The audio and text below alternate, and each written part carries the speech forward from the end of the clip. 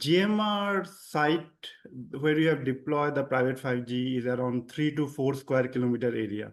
And they have quite a few very big buildings where the energy, power generation, etc., are taking place. There is some coal handling area, right? So it's a huge outdoor area, plus also an indoor space needs to be covered. So they have Wi-Fi at this point, predominantly used for within the building coverage for their IT operation, and the public Wi-Fi 5G network or 4G network from the operators are not really great because it's in the outskirts. And on top of that, they wanted to create a air gap network, that is a private captive network which doesn't connect to any public network, right? So that's a very important thesis for them because they need to keep their data secured private. At the same time, they want it to be kind of non-vulnerable to any cybersecurity threats, right? Because energy sector is one of the areas which are kind of places where the cybersecurity threats happen generally, right? So they wanted it to be mission proof, like for that. So, and the operational use cases they wanted to cover is like energy, like the automation of the the energy plant, then worker safety, fleet management, surveillance, like all those things need mobility also, like the fleet management needs mobility, drone survey needs mobility. So they wanted a private network which supports mobility and which also supports higher uplink bandwidth, like videos, like video surveillance or like drone, real-time drone monitoring with video cameras would need a lot of high uplink bandwidth, not downlink. So they wanted a solution which supports all those in real time. And that's why I think they they have done the research themselves actually, and they went with private 5G for mobility and real-time responses. And also they wanted automation, so they wanted an edge AI kind of solution, a private cloud to be deployed on-prem. So that was the main reason they went with the private 5G and the edge AI approach.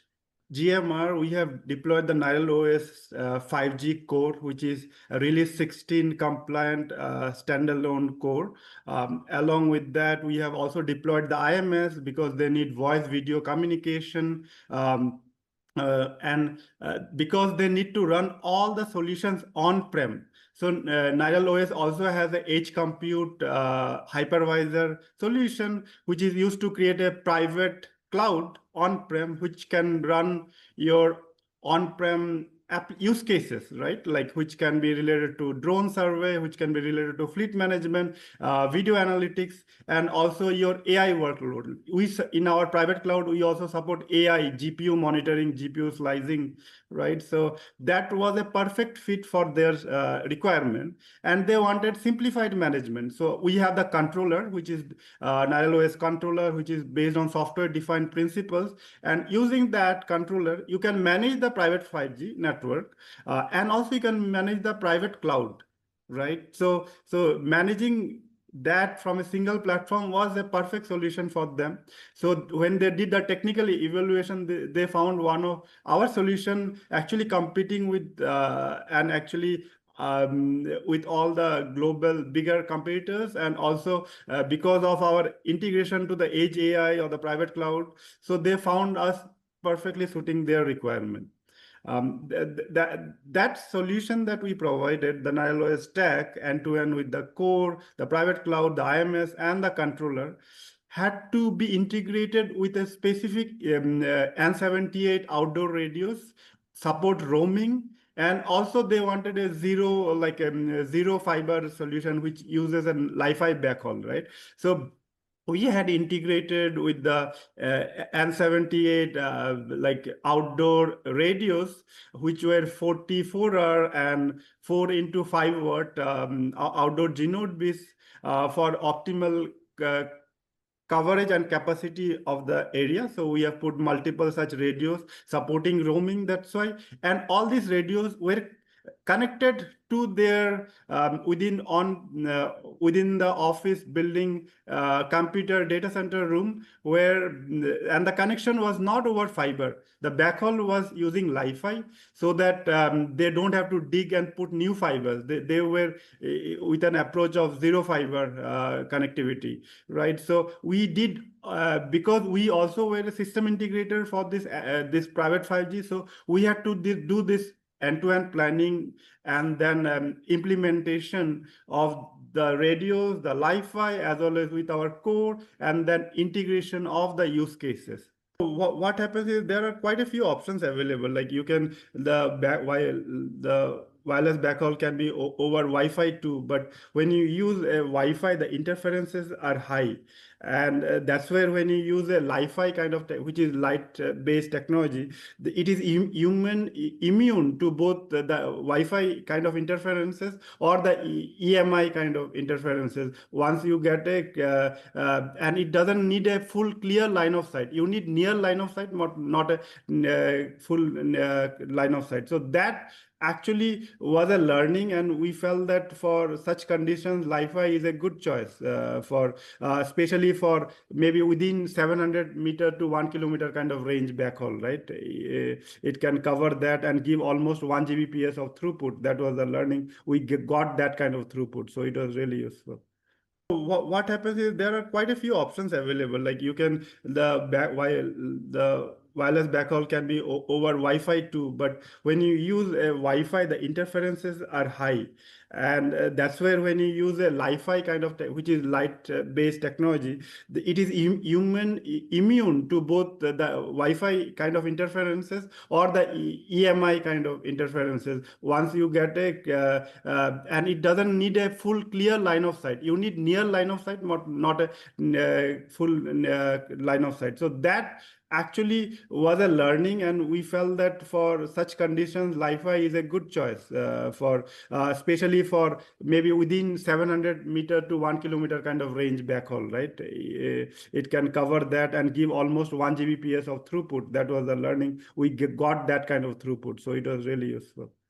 So I talked about that we have a Niral OS controller, right, which is used to manage the private 5G cloud as well as the private 5G network, right? So GMR has around 6, 7 plants, energy plants, and they are already talking about expanding it to the next plant, right? So the controller that we have that is can be actually deployed in a global scale in their, for example, in their headquarters, through which they can manage all these multi-site private 5G plants through that controller. So in fact, they can configure provision SIMs for each of these sites. They can also manage, monitor the private 5G network, how the network is performing, right, through that controller from within their headquarters.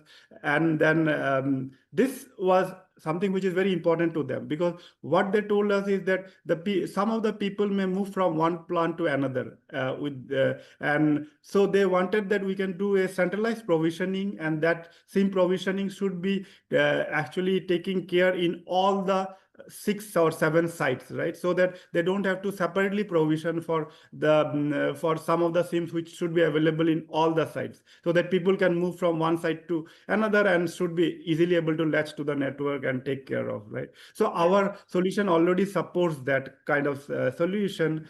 So it was easier to actually do that. The other part is that they were also talking about, can you put UPF in most of the site, and we run the control plane in only one of the site or 2 sites for redundancy. So that is also feasible, because we support distributed UPF, and then we can put a central control plane for the 5G core and distributed UPF in all the sites. So we had the flexibility what GMR wanted, and for their expansion and upgrades. Looking for the countries where private 5G spectrum is available easily for the industries,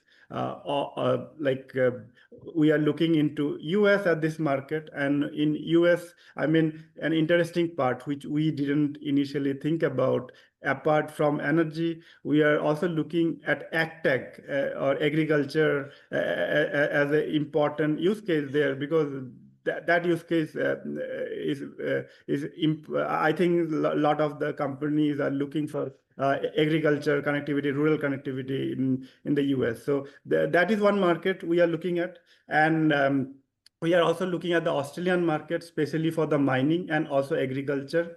So we are talking to our partners, system integration partners, both in US as well as in Australia, who can take our solution. We act as an OEM and the system integrator, or the companies who are working on the agtech or on the mining or energy sector, to take our solution and take it to the market there, right? So so that has been our current approach. We support open radio, like we have more than 20 partners with whom we have have a technical integration for our with their 5G radios for both O-RAN as well as integrated. So we can provide diverse pack of radios starting from indoor, outdoor, N78, N77, N28, and 41. So we provide a diverse portfolio of radios which has been integrated with our solution.